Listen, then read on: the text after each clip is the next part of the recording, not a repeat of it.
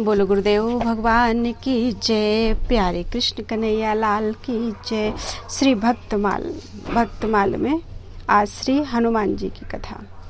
यत्र तत्र रघुनाथ कीर्तनम तत्र तत्र कृतमस्तकांजलिम बाष्पवारि परिपूर्ण लोचनम मारुतिम नमत राक्षसांतकम प्रणवं पवन कुमार खलवन पावक ज्ञान घन जासु हृदय आगार बसहि राम सर चाप धरी।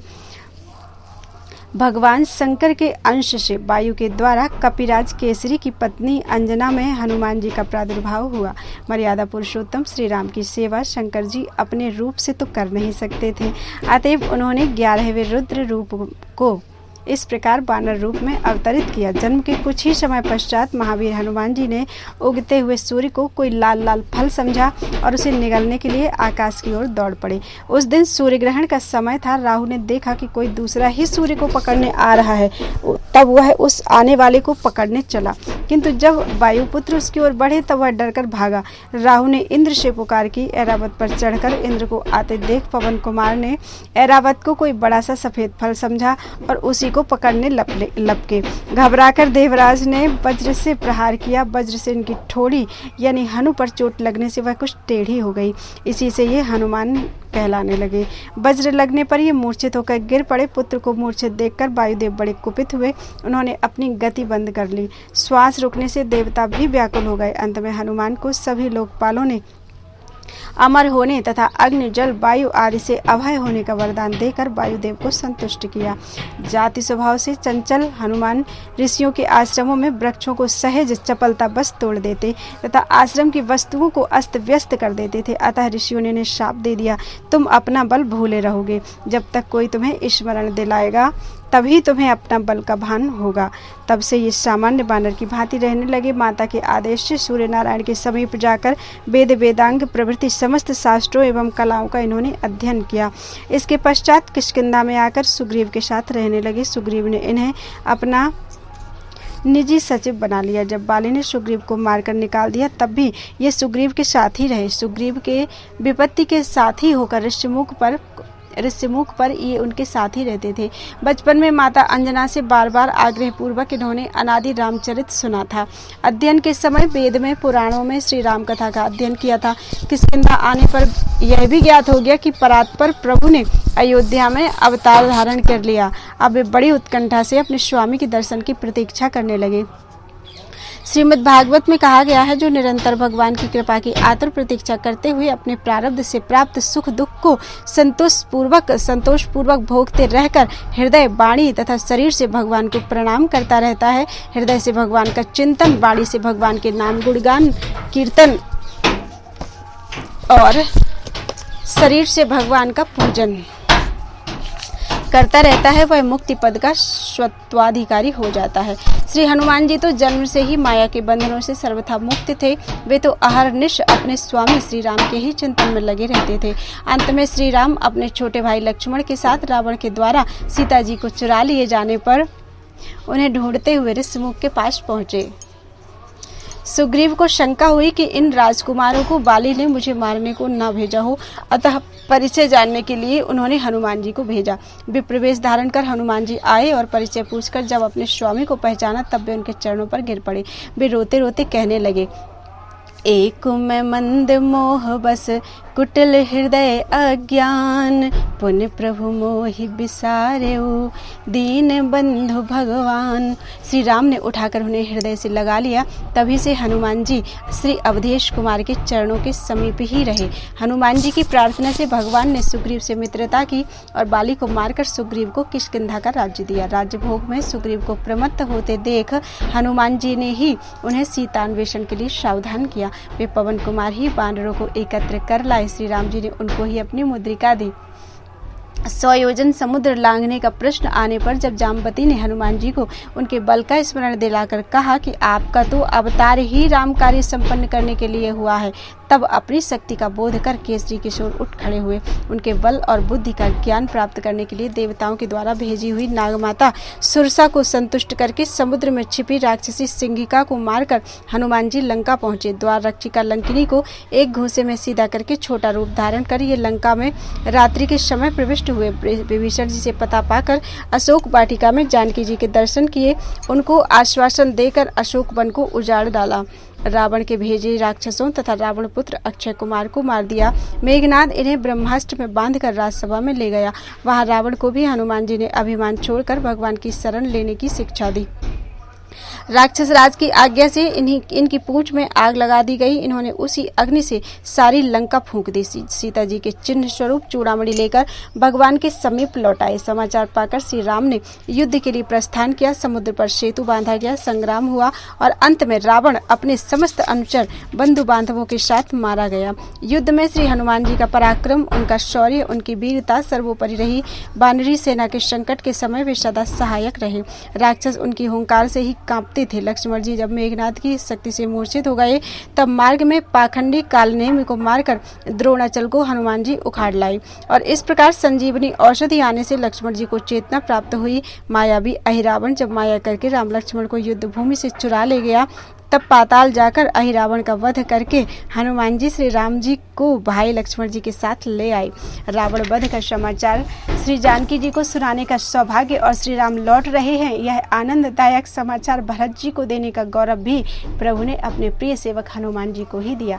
हनुमान जी विद्या, बुद्धि, ज्ञान तथा पराक्रम की मूर्ति हैं, किंतु इतना सब होने पर भी अभिमान उन्हें छू तक नहीं गया। जब वे लंका जाकर अकेले ही रावण का मान वर्धन करके प्रभु के पास लौटे और प्रभु ने पूछा कि त्रिभुवन विजयी रावण की लंका को तुम कैसे जला सके, तब उन्होंने उत्तर दिया, शाखा मृग के बड़ी मनुसाई, शाखा ते शाखा पर जाई, नाग सिंधु हाटक पुर जारा, निश्चर गण विधि विपिन उजारा, सो सब तव प्रताप रघुराई, नाथ न कछु मोरि प्रभुताई। हनुमान जी आजन्म नैष्ठिक ब्रह्मचारी हैं, व्याकरण के महान पंडित हैं, वेदज्ञ हैं, ज्ञान शिरोमणि हैं, बड़े विचारशील हैं, तीक्ष्ण बुद्धि तथा अतुल पराक्रमी हैं। श्री हनुमान जी बहुत निपुण संगीतज्ञ और गायक भी हैं। एक बार देवऋषि दानवों के एक महान सम्मेलन में जलाशय के तट पर भगवान शंकर तथा देवर्षि नारद जी आदि गा रहे थे। अन्य देवऋषि दानव भी योग दे रहे थे। इतने में ही हनुमान जी ने मधुर स्वर से ऐसा सुंदर गान आरंभ किया कि जिसे सुनकर उन सब के मुख म्लान हो गए, जो बड़े उत्साह से गा बजा रहे थे, और वे सभी अपना अपना गान छोड़कर मोहित हो गए तथा चुप होकर सुनने लगे। उस समय केवल हनुमान जी गा रहे थे।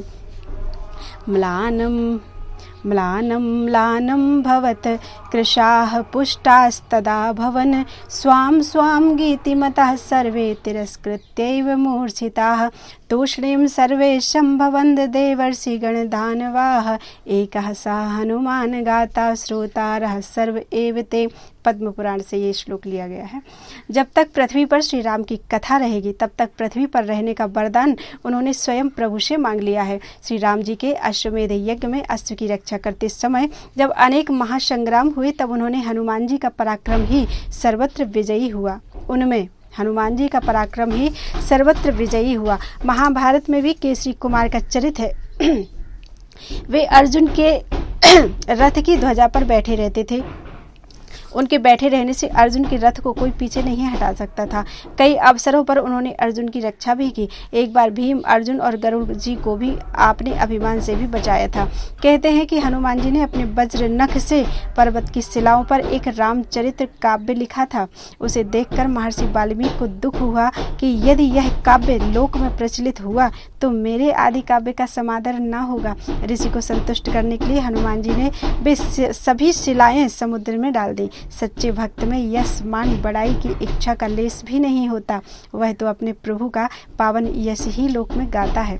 श्री राम कथा श्रवण, राम नाम कीर्तन के हनुमान जी अनन्य प्रेमी हैं। जहाँ भी राम नाम का कीर्तन या राम कथा होती है वहाँ वे गुप्त रूप से आरंभ में ही पहुँच जाते हैं। दोनों हाथ जोड़कर सिर से लगाए सबसे अंत तक वहाँ वे खड़े ही रहते हैं। प्रेम के कारण उनके नेत्रों से बराबर आंसू झरते रहते हैं। श्री प्रियादास जी महाराज हनुमान जी की भक्ति का वर्णन करते हुए एक प्रसंग में कहते हैं, रतन अपार क्षीर सागर उधार किए लिए हित चाय के बनाए माला करी है। सब सुख साज रघुनाथ महाराज जू को भक्ति सो विभीषण जू आनी भेंट धरी है। सभा ही की चाह अवगाह हनुमान गरे डार दई सुधि भई मति अरबरी है। राम बिन काम कौन फोर मन दीन्हे डारी खोली त्वचा नाम ही दिखायो बुद्धि हरी है। कवित्व का भाव इस प्रकार है। रावण के कोष में समुद्र मंथन के समय निकले सभी दिव्य रत्न संचित थे। उसके वध के बाद जब विभीषण का राज्याभिषेक हुआ तो उन्होंने उन दिव्य रत्नों की एक माला बनाई और कृतज्ञता ज्ञापन करते हुए उसे श्री राम प्रभु के चरणों में अत्यंत भक्तिपूर्वक निवेदित किया। उस दिव्य रत्नमाला के लिए समस्त वानर भालुओं का मन लालायित हो गया। वहां श्री हनुमान जी भी थे, परंतु उनका मन तो अपने आराध्य प्रभु के रूप सुधा का पान करने में ही मगन था। यह देखकर प्रभु ने वह माला श्री हनुमान जी के गले में डाल दी। हनुमान जी ने उस माला को उलट पुलट कर देखा, फिर उसके एक एक रत्न को निकालकर अपने वज्र सदृश दांतों से तोड़ तोड़ कर देखने लगे। उन्हें ऐसा करते देख विभीषण जी ने पूछा, हनुमान जी आप इन अमूल्य रत्नों को क्यों नष्ट कर रहे हैं?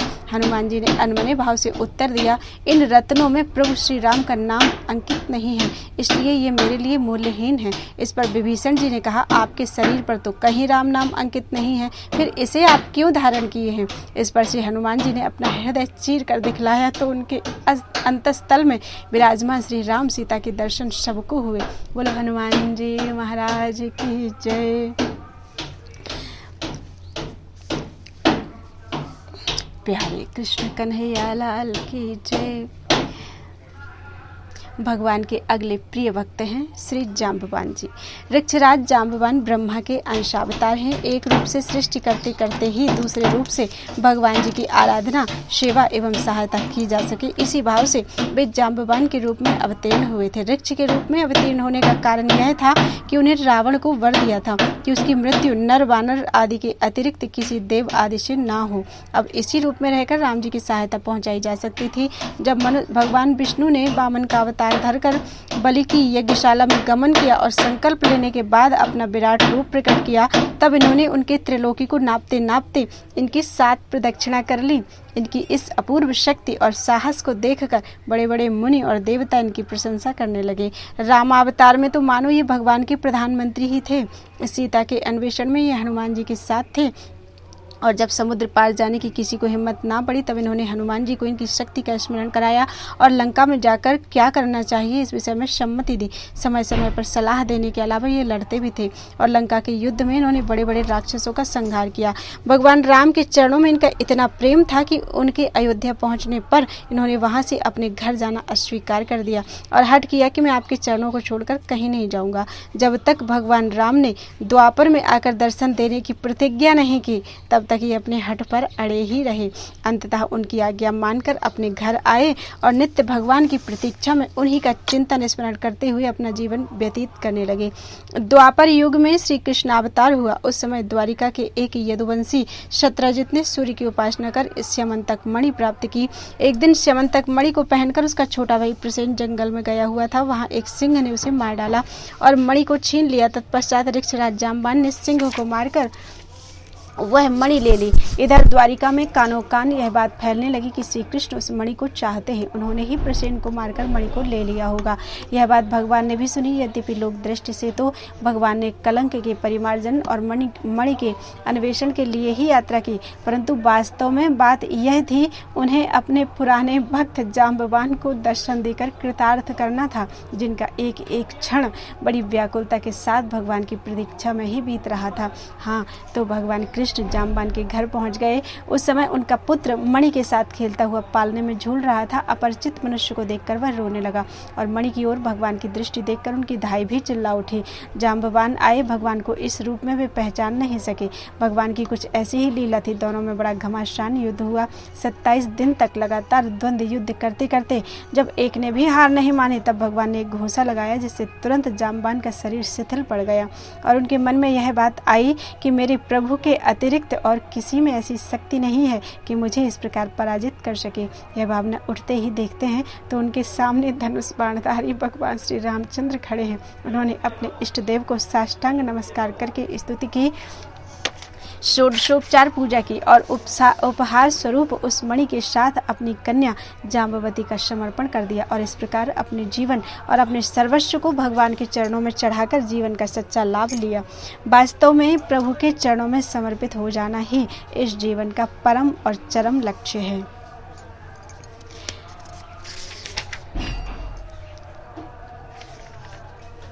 भगवान के प्रिय भक्तों में हैं श्री सुग्रीव जी। न सर्वे भ्रातरस्तात भवन्ति भरतोपमाः मद्विधा वा पितुः पुत्राः सुहृदो वा भवद्विधा। श्री राम जी सुग्रीव से कहते हैं, भैया सब भाई भरत के समान आदर्श नहीं हो सकते, सब पुत्र हमारी तरह पितृभक्त नहीं हो सकते और सभी मित्र यानी सुहृद तुम्हारी तरह दुख के साथी नहीं हो सकते। सभी संबंधों के एकमात्र स्थान श्री हरि ही हैं। उनसे जो भी संबंध जोड़ा जाए उसे वे पूरा निभाते हैं। सच्ची लगन होनी चाहिए, एकनिष्ठ प्रेम होना चाहिए। प्रेम पास में बंध कर प्रभु स्वामी बनते हैं। वे सखा, सुहृद, भाई, पुत्र, सेवक सभी कुछ बनने को तैयार हैं। उन्हें शिष्टाचार की आवश्यकता नहीं है, वे सच्चा स्नेह चाहते हैं।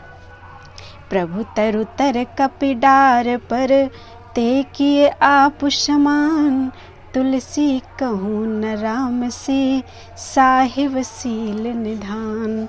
सुग्रीव को भगवान ने स्थान स्थान पर अपना सखा भक्त माना है।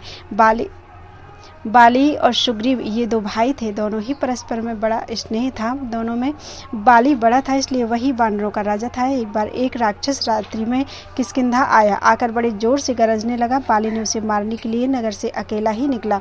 सुग्रीव भी भाई के स्नेह के कारण उसके पीछे पीछे चला। वह राक्षस एक बड़ी भारी गुफा में घुस गया। बाली अपने छोटे भाई को द्वार पर बैठाकर उस राक्षस को मारने उसके पीछे पीछे इस गुफा में चला गया। सुग्रीव को बैठे बैठे 1 माह बीत गया किंतु बाली उस गुफा में से नहीं निकला। 1 महीने बाद गुफा में रक्त की धार निकली।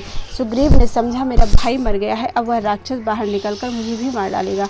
अतः उस गुफा को एक बड़ी भारी शिला से ढककर वह किष्किंधापुरी लौट गया। मंत्रियों ने जब राजधानी को राजा से हीन देखा तब उन्होंने सुग्रीव को राजा बना दिया।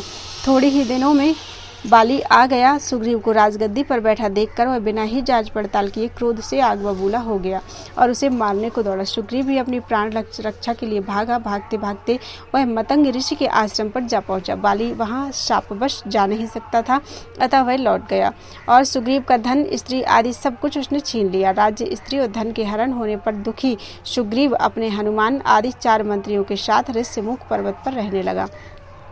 सीता जी का हरण हो जाने पर भगवान श्री रामचंद्र जी अपने भाई लक्ष्मण जी के साथ उन्हें खोजते खोजते सबरी के बताने पर ऋष्यमुख पर्वत पर आए। सुग्रीव ने दूर से ही श्री राम लक्ष्मण को देखकर हनुमान जी को भेजा।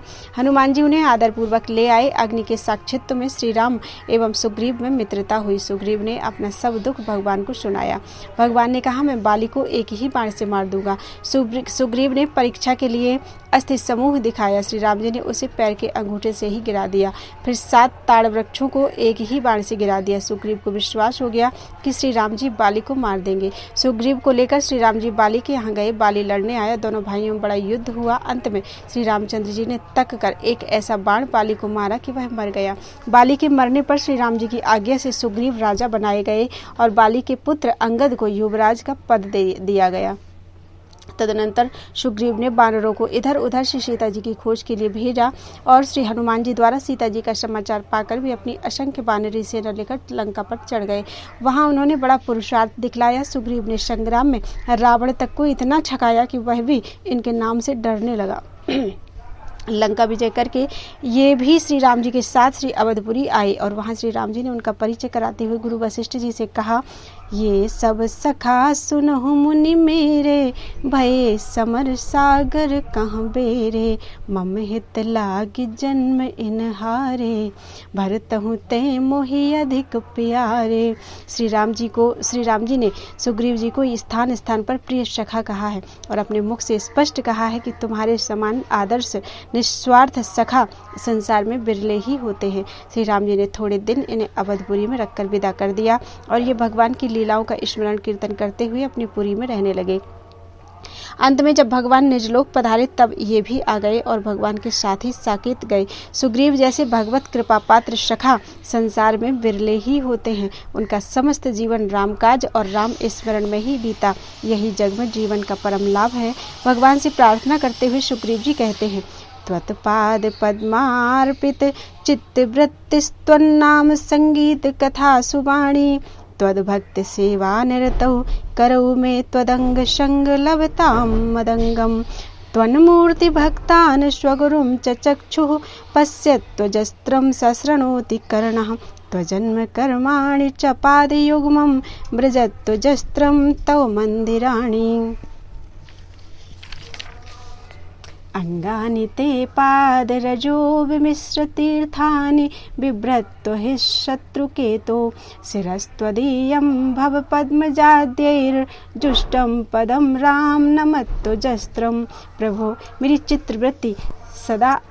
चित्तवृत्ति सदा आपके चरण कमलों में लगी रहे। मेरी वाणी सदा आपका नाम कीर्तन एवं लीला गान करती रहे। हाथ आपके भक्तों की सेवा में लगे रहे और मेरा शरीर आपके पाद स्पर्श आदि के मिस से सदा आपका अंग संग करता रहे। मेरे नेत्र सर्वदा आपकी मूर्ति, आपके भक्त और अपने गुरु का दर्शन करते रहें। कान निरंतर आपके दिव्य जन्म कर्मों की कथा सुनते रहें और मेरे पैर सदा आपके मंदिर की यात्रा करते रहें। हे गरुड़ध्वज, मेरा शरीर आपके चरण रस से युक्त तीर्थोदक को धारण करे और मेरा सिर निरंतर आपके उन चरणों में प्रणाम किया करे जिनकी शिव और ब्रह्मादि देवगण भी सदैव सेवा करते हैं। भगवान के प्रिय भक्तों में श्री विभीषण जी। श्री विभीषण जी, सक्रदेव प्रपन्नाय त्वास्मीति च याचते अभयं सर्वभूतेभ्यो ददामि तद्व्रतं मम। शरणागति के ज्वलंत उदाहरण श्री विभीषण जी हैं। ये राक्षस वंश में उत्पन्न होकर भी वैष्णव अग्रगण्य बने। पुलस्त्य के पुत्र विश्रवा हुए। विश्रवा के सबसे बड़े पुत्र कुबेर हुए, जिन्हें ब्रह्मा जी ने चतुर्थ प्रजापति बनाया। विश्रवा के एक असुर कन्या से रावण, कुंभकर्ण और विभीषण ये 3 पुत्र हुए। तीनों ने ही घोर तप किया। उनकी उग्र तपस्या देखकर ब्रह्मा जी उनके सामने प्रकट हुए। वरदान मांगने को कहा। रावण ने त्रैलोक की विजयी होने का वरदान मांगा। कुंभकर्ण ने 6 महीने की नींद मांगी, किंतु विभीषण जी ने कुछ भी नहीं मांगा। उन्होंने ब्रह्मा जी से कहा, मुझे भगवत भक्ति प्रदान कीजिए। सबको यथा योग्य वरदान देकर ब्रह्मा जी अपने लोक को चले गए और रावण ने कुबेर को निकालकर असुरों की प्राचीन पुरी लंका को अपनी राजधानी बनाया। विभीषण भी अपने भाई रावण के साथ लंकापुरी में आकर रहने लगे। रावण ने त्रैलोक की विजय किया। वह दंडकारण्य में पंचवटी से जगन माता सीता जी को हर लाया। विभीषण जी ने उसे बहुत समझाया, दूसरे की स्त्री को ऐसे हर लाना ठीक नहीं। तुम समझते नहीं, श्री राम साक्षात परब्रह्म परमात्मा है, उनसे विरोध करना ठीक नहीं। रावण ने अपने भक्त भाई की एक भी बात नहीं मानी। वह अपनी जिद पर अड़ा रहा। सीता जी को खोजने के लिए लंका में श्री हनुमान जी आए। द्वार द्वार और गली गली में वे सीता जी को खोजते फिरे। उसी खोज में उन्होंने विभीषण जी का घर देखा। घर के चारों ओर राम नाम अंकित थे। तुलसी जी के वृक्ष लगे हुए थे। देखकर हनुमान जी आश्चर्य में पड़ गए और सोचने लगे, लंका निश्चर निकर निवासा, यहाँ कहाँ सज्जन कर बासा। अरुणोदय का समय था। उसी समय श्री राम नाम स्मरण करते हुए विभीषण जी जागे। हनुमान जी को अभूतपूर्व आनंद हुआ। हरि जन जान प्रीति अति गाढ़ी, सजल नयन पुलकावली बाढ़ी। परस्पर में दो अदृश्य तार मिलकर एक हो गई। अपने को अपने ने पहचान लिया। विभीषण जी बोले, आपके प्रति हमारा स्वाभाविक प्रेम हो रहा है। भाई बंधुओं में तो मेरा प्रेम होता नहीं, इसलिए या तो आप साक्षात श्री राम हैं या उनके दास हैं। कि तुम हरिदासन मह कोई, मोरे हृदय प्रीत अति होई। कि तुम राम दीन अनुरागी, आयहु मोहि करण बड़ भागी। तब हनुमान जी ने अपना पूरा परिचय दिया। भगवान के दूत जानकर विभीषण जी प्रेम से अधीर हो उठे और अत्यंत दीनता से बोले, तात कबहु मोहि जाने अनाथा, करे हैं कृपा भानु कुल नाथा। हनुमान जी ने कहा, भैया तुम अपने को इतना नीच दीन क्यों समझते हो? अरे प्रभु तो दीनों के ही नाथ हैं, पतितों के ही पावन हैं। तुम स्वयं सोचो, मैं ही कौन सा कुलीन हूँ? जब मुझ जैसे चंचल बानर को उन्होंने अपना लिया तो फिर तुम्हारी तो बात ही क्या है। विभीषण जी बोले, अब मोहि भा भरोस हनुमंता, बिनु हरि कृपा मिलहि नहीं संता। परस्पर में बातें हुई। हनुमान जी के द्वारा सीता जी का पता पूछने पर उन्होंने सब बातें बताई। सीता जी की खबर पाकर हनुमान जी ने उत्पात शुरू किया। वे पकड़े गए, उन्हें मारने की आज्ञा हुई। विभीषण जी ने दूत को मारना अनीति बताकर कुछ और दंड देने को कहा। वह ऐसा दंड हुआ कि विभीषण जी के मंदिर को छोड़कर पूरी लंका जल गई। श्री राम जी ने लंका पर चढ़ाई कर दी। विभीषण जी ने रावण को बहुत समझाया कि जानकी जी को दे दो। रावण ने क्रोध में आकर विभीषण जी को लात मारी और कहा, दुष्ट, मेरा खाता है गीत उनके गाता है, वहीं चला जा, यहाँ अब मत रहना। जब भाई ने देश निकालने की आज्ञा दे दी तो विवश होकर उन्होंने घोषणा कर दी कि अच्छा तो मैं प्रभु की शरण जाता हूँ। वे आकाश मार्ग से भगवान के यहाँ पहुँचे। उन्हें राक्षस जानकर भालू बानर भांति भांति के तर्क करने लगे। किसी ने कुछ कहा, किसी ने कुछ, किंतु शरणागत प्रतिपालक प्रभु बोले, उसने एक बार कहा है मैं तुम्हारी शरण हूँ, बस इतना ही पर्याप्त है, उसे अब छोड़ दो, उसे अब मैं छोड़ नहीं सकता। प्रभु ने उसे बुलाकर आते ही लंका का राज्य दे दिया। विभीषण की कामना तो प्रभुपाद पद्मों की स्पर्श से नष्ट हो गई थी, फिर भी प्रभु भक्तों की पूर्व कामनाओं को भी पूरा करते हैं। विभीषण ने अपना सर्वस्व भगवान के चरणों में समर्पण कर दिया और हर प्रकार से भगवान की सेवा की। रावण सपरिवार मारा गया। विभीषण को राज्य मिला। उन्होंने बानर भालुओं को खूब सत्कार किया। पुष्पक विमान पर चढ़ाकर भी श्री राम जी को अवधपुरी तक पहुंचाने गए। वहां भगवान ने गुरु जी से अपना प्रिय सखा बताकर इनकी बड़ी प्रशंसा की। भगवान ने इनका बड़ा सम्मान किया और अजर अमर होने का आशीर्वाद दिया। प्रातः स्मरणीय 7 चिरंजीवियों में भक्तवर विभीषण जी भी हैं और वे अभी तक वर्तमान हैं। भगवान कितने भक्त वत्सल हैं, वे शरणागत के सब दोष भूल जाते हैं। जानत हूँ अस स्वामी बिसारी, फिर हित काहे न होहि दुखारी। श्री प्रियादास जी विभीषण जी की भक्ति का वर्णन एक प्रसंग के माध्यम से निम्न कवित्तों में करते हैं। भक्ति जो विभीषण की कहे ऐसो कौन जन, ए पे कछु कही जात सुनो चित लायक। चलत जहाज परी अटक विचार कियो, को अंगहीन नर दियो लय बहाय के। जाए लग्यो टापू ताहि राक्षसनी गोद लियो, मोद भरी राजा पास किए किलकाए के। देखत सिंहासन ते कूदी परे, नैन भरे याही के आकार राम देखे भाग पाए के। रची के सिंहासन पे ले बैठाए ताहि छन, राक्षसन रीति रीझ देत मानि शुभ घरी है। चाहत मुखार विंद अति ही आनंद भरी, ढरकत नैन नीर टेक ठाड़ो छरी है। तऊ न प्रसन्न होत छन छन छीन ज्योति, हो जिए कृपाल मति मेरी अति हरि है। करो सिंधु पार मेरे यही सुख सार दियो, रतन अपार लाए बाही टौर फेरी है। राम नाम लिखी शीस मध्य धरि दियो, या को यही जल पार करे भाव साचो पायो है।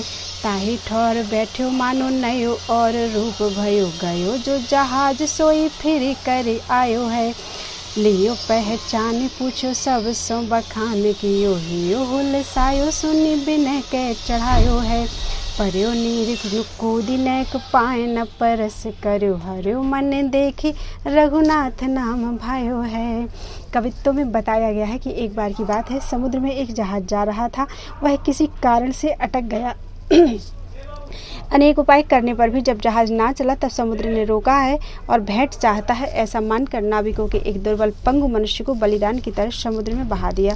वह मरा नहीं, तरंगों में बहते बहते लंका टापू में जा लगा।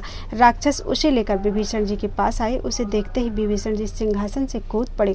उनके नेत्रों से आंसू बहने लगे। उन्होंने कहा, श्री रामचंद्र जी की भी इसी श्री रामचंद्र जी भी इसी आकार के थे। बड़े भाग्य से आज इनका दर्शन हुआ है। विभीषण जी ने उस मनुष्य को वस्त्र और अलंकारों से सजाकर सुसज्जित सिंहासन पर बैठाया और अनेक प्रकार से उसका सम्मान किया। फिर भी वह मनुष्य प्रसन्न नहीं हो रहा था। क्षण क्षण में उसकी कांति क्षीण हो रही थी। तब विभीषण ने प्रार्थना की कि प्रभु कृपा कीजिए, सेवा के लिए मुझे आज्ञा दीजिए।